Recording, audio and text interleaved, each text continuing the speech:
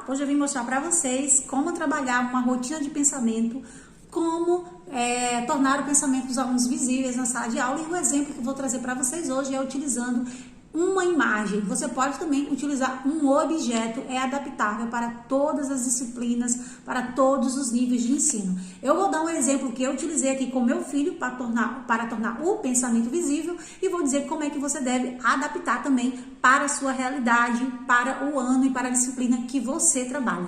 No primeiro momento, o que eu vou dizer para vocês é o seguinte: o que eu não devo fazer, o que eu não fiz neste caso aqui. Eu já havia trabalhado com ele, que é o meu filho que hoje está na 4ª série, eu já havia trabalhado conceitos prévios sobre o 7 de setembro, sobre o imperador, sobre Dona Leopoldina, sobre a bandeira e os símbolos nacionais. No entanto, aqui eu não apresentei para ele de que se tratava essa obra. Eu não mostrei Dom Pedro I, não disse que isso aqui estava representando a independência do Brasil, não disse que era uma obra do Pedro Américo. Por que eu não disse isso? Porque a ideia era trazer o pensamento visível, era possibilitar ganhos de aprendizagem, Então, no primeiro momento, se eu já apresento imediatamente a obra para ele, eu perco a oportunidade de descobrir o que ele pensa, o que ele sabe, qual é a visão sobre isso aqui que ele está vendo. Essa rotina aqui se chama rotina do deslumbramento e eu adaptei para a turma do 4º ano e para a questão da independência do Brasil. E aí o que você vai fazer? Você vai modelar, você vai pegar os exemplos que eu dei aqui e você vai modelar para a disciplina e para o ano que você trabalha, tá bom? A rotina de pensamento é uma rotina criada por pesquisadores de Harvard para tornar o pensamento visível. Segundo eles, tornar o pensamento visível dos alunos fortalece a aprendizagem. Então, o primeiro passo, a primeira pergunta na rotina de deslumbramento é você mostrar uma imagem ou mostrar um objeto. E a pergunta-chave é: o que você vê? Marca essa pergunta aí, primeira pergunta, o que você vê, tá bom? Neste caso aqui, foi o que eu perguntei para o meu filho. Dei a média, eu acho que foi 2 minutos para ele observar e perguntei o que ele vê. E aí, ele disse: vejo cavalos e homens montados no cavalo. No primeiro momento, só foi isso que ele viu, tá bom? Ele respondeu somente a primeira pergunta. A segunda pergunta da rotina de deslumbramento, e aí você vai fazer isso na sala de aula, o que os alunos veem, só vê sem dizer mais nada. No segundo momento, é o que pensa disso que está vendo. A segunda pergunta da rotina de deslumbramento. A primeira, o que você vê. A segunda, o que você pensa disso que está vendo. Então, ele vai dizer o que ele pensa disso que está vendo, né? Você deixa muito à vontade. Neste caso aqui, eu adaptei essa segunda pergunta para o meu filho na 4ª série, tá bom? Então, eu precisava ser mais específica ainda com ele. E aí, eu fiz as seguintes perguntas. Primeiro, eu perguntei sobre o que pensa está vendo. Eu perguntei sobre como era a paisagem. Neste caso, que eu tive que adaptar, tá bom? Como era a paisagem. E aí, algo que ele não tinha dito da primeira vez, ele já disse, campo, né? E a paisagem, aí ele conseguiu ver o seguinte: a vegetação, ele viu que a estrada era de barro e ele viu que tinha água, então ele subentendeu que era um rio. Ele disse que tinha um rio. As outras perguntas que eu fiz era como era a paisagem, que era campo, como está o clima, e coincidentemente ele disse que estava frio. Eu olhei assim e disse frio. Ele colocou, essas perguntas, gente, foram feitas, aqui neste caso eu improvisei pequenas tarjetas com folha de ofício e fiz a pergunta para ele responder sem nenhum tipo de interferência minha. A ideia era só ele observar e ir respondendo essas pequenas perguntas. Eu dei a pergunta de 1 a 1. Dei a primeira, assim que ele terminou de responder, ele fez a segunda e observou o quadro. Terminou, eu dei a terceira pergunta. Por quê? Porque se eu tivesse dado 10 perguntas de uma vez para ele, ele já tinha ficado entediado e ele não ia querer responder as 10. Então eu dei passo a passo, eu fiz de uma por uma. E todas as vezes que ele ia tentar responder, ele observava a imagem, tá bom? E como estava o clima, apesar da imagem estar ensolarada, né, não ter sol, mas está claro, ele disse que estava frio. E eu, depois, na segunda pergunta, foi que eu fui percebendo algo que eu não teria percebido, né, de acordo com o pensamento dele. Por que estava frio? Porque os homens estão vestidos com roupas fechadas, né? Roupas de manga comprida. A roupa do imperador mesmo é uma roupa que pra gente aqui estaria apropriada para o frio. Ele não entendia até aquele momento que era uma roupa de gala, mas para ele o clima estava frio. Veja que interessante. Uma outra pergunta que eu fiz o que essas pessoas estão fazendo ali. E ele disse que não sabia o que eles estavam fazendo ali, mas parecia que estavam brigando. A cena, né, tem um homem levantando uma espada, então para a criança ele entendeu que como se as pessoas estivessem entrando em guerra, estavam numa briga. Essa foi a palavra que ele utilizou. E aí eu fiz essa outra pergunta, como é a paisagem, se ele conhece alguém que está no quadro, ou seja, ele saberia dizer o nome de alguém que estava no quadro. Aí ele disse que não, ou seja, ele não associou a figura, até esse determinado momento, a figura do quadro às questões da independência. Outra pergunta que eu fiz, como eles estão vestidas, né? Aí ele associou a paisagem de que as pessoas estavam vestidas, né, com roupas desse século, de guerra ou coisa do tipo, roupa de guerra. E ele já associou que as pessoas estavam numa guerra e que eram vestidas com roupas de guerra. Se era campo ou cidade, campo.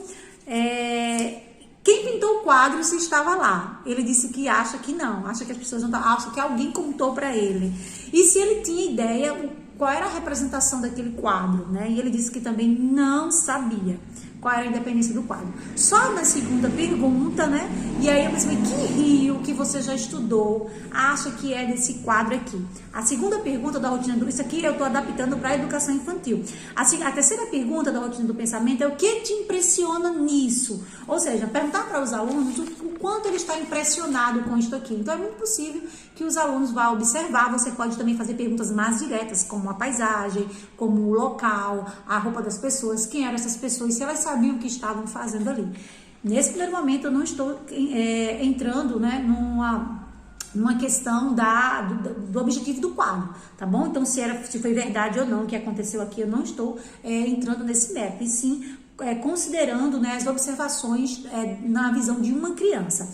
Então eu perguntei que acontecimento histórico ele sabia, ele disse que não. Tá bom? E aí foi que eu entrei para umas questões mais específicas, né? O que te impressiona nisso? Ele ficou impressionado com a roupa das pessoas e as espadas. Então ele disse que depois, isso em conversa, ele disse que não era algo atual, porque ele nunca viu pessoas desse tipo aqui. Então ele imaginou que era algo mais antigo. Então, fazendo a segunda pergunta, né, de questões mais específicas, foi quando eu perguntei sobre o rio. Ele disse que era o rio e ele cantou Ouviram do Ipiranga as margens plácidas. Então ele disse que era o rio Ipiranga. E aí só depois é que eu fui apresentando o quadro passo a passo, através da leitura do quadro especificamente relacionado à área de história. E aí foi que eu mostrei, esse aqui é Dom Pedro I. E aí ele fez, Dom Pedro, cadê? Então ele se impressionou. Mas você percebe aí que tem um diferencial, se eu já tivesse apresentado imediatamente, ele começou a internalizar de forma muito mais apurada a obra de arte e que fez muito sentido para ele compreender o processo histórico e, inclusive, desmistificar a próprio quadro. Desmistificar não, apresentar, na verdade, em um momento posterior, sobre essa obra, né? Que foi uma obra pintada por um pintor, que não foi pintada aqui no Brasil, que é uma representação de um acontecimento histórico, que necessariamente não foi assim. Isso aí eu vou fazer em outro momento. Então eu posso apresentar, por exemplo, que possivelmente ele não estava montado a cavalo ou vestido com essas vestes. Então que não existe algo escrito que diga especificamente como isso aconteceu naquele dia. Há um relato, né? Mas no entanto foi perdido com o passar do tempo.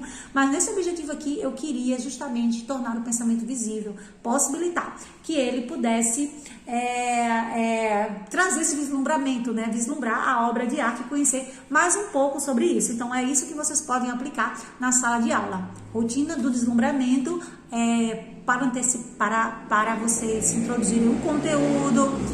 Pode ser adaptado para a disciplina de geografia, né? Para você discutir o solo, discutir o clima, na disciplina de ciências, sobre vírus. Você pode utilizar qualquer objeto. O legal disso é que você pode trabalhar isso com algo, tecnologia, por exemplo. Vamos supor, eu estou trabalhando na disciplina lá em um projeto, então você pode trazer essas perguntas para um objeto na disciplina de ciências, com uma planta, por exemplo, disciplina de português com uma obra. Eu já utilizei isso com um livro, falando sobre o livro do autor. Eu lembro quando a gente estava começando a estudar fábula, e aí ele ficou impressionado quando descobriu que Esopo, né, um dos livros que ele mais gosta de ler, que Esopo era um escravo. Então, assim, apresentei o livro a partir da obra do autor, com curiosidades sobre o autor, tá bem? Rotina de deslumbramento, primeira pergunta, o que você vê? Segunda pergunta, o que você pensa disso que está vendo? E terceira pergunta, o que te impressiona nisso? O objetivo é tornar o pensamento visível e neste caso aqui é promover o deslumbramento para a partir daí introduzir questões históricas e mais específicas, neste caso aqui utilizada para um aluno do 4º ano. Como vocês viram, eu possibilitei que o pensamento dele fosse mais visível com perguntas mais chaves e com perguntas muito mais específicas, tá bem? Uma outra questão que é importante frisar para vocês adaptarem, neste caso aqui eu continuei, né, com perguntas e respostas. Então só a partir disso é que eu disse assim, quem será que pintou? Vamos lá pesquisar na internet? Quem pintou esse quadro? E aí foi que fomos introduzindo, né, o pintor, que foi Pedro Américo, que de fato ele não estava aqui no Brasil, que ele foi encomendado pelo governador da província de São Paulo, que hoje ele está exposto no Museu Ipiranga. E não sei se vocês viram aqui nos meus stories, mas eu mostrei depois, a gente fez uma visita ao Museu do Ipiranga depois, que eu recomendo muito, né, para quem tem filho ou para os alunos mesmo, é bem interativo e bem legal, mas tudo isso foi introduzido a partir de uma rotina do deslumbramento. E aí você se pergunta, né? Você acha que fazendo essa introdução foi muito mais significativo?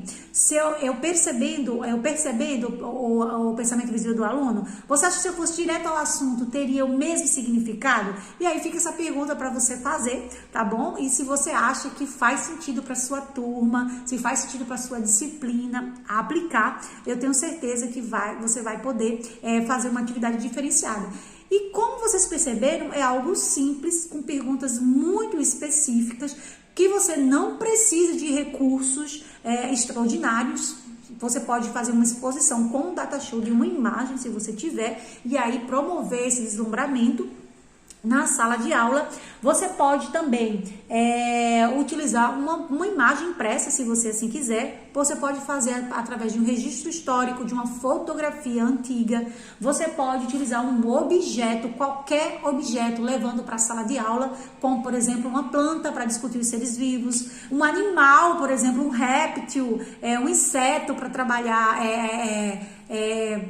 na disciplina de ciências, gelo, água para trabalhar, né, as partes físicas da água. Então, você pode utilizar isso e adaptar para qualquer turma e qualquer ano, tá bom? Então, se você quiser conhecer mais um pouco sobre as rotinas de pensamento, porque foram criadas, né, para facilitar a aprendizagem dos alunos e tornar o pensamento visível, eu convido vocês a se inscreverem na imersão em práticas pedagógicas que eu vou estar realizando entre o dia 29 de setembro e dia 5 de dezembro, e eu vou incluir além dessa, vou incluir outras rotinas que você pode utilizar na sala de aula. Se você ainda não se inscreveu, eu convido a se inscrever lá no link da minha biodescrição. E se faz sentido isso para você, compartilha e marca alguém aqui para conhecer essa rotina e aplicar na sala de aula.